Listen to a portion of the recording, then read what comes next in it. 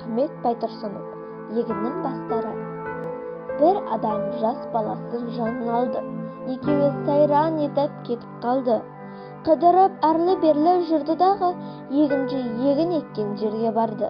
Аралап, әр егінді қарап жүрді. Тез етіп пісіп болған егін түрлі.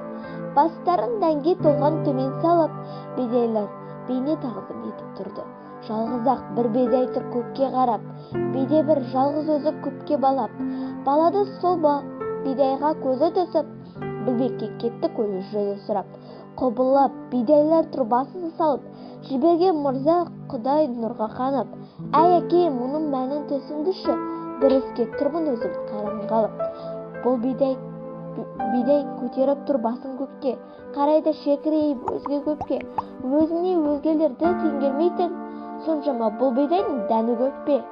Айтайын мұның мәнін балам саған. Шырағым, түрін көріп таңданба оған. Өзгесі төмен қарап бөгілгенге, ойлама кем екен деп бәрісінің.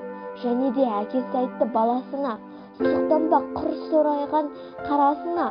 Құдайым өзгесіне дәм бергенде, бұл бидай дәнсіз қапты арасында. Бидайлар басы толық егеліп тұр, дәм берген қожасына сыйынып тұр. Басында бұл бидайдың дәні болмай, кекірейіп көкке қарап бөлініп тұр. Елде көп бұл бидайдай адам дейді.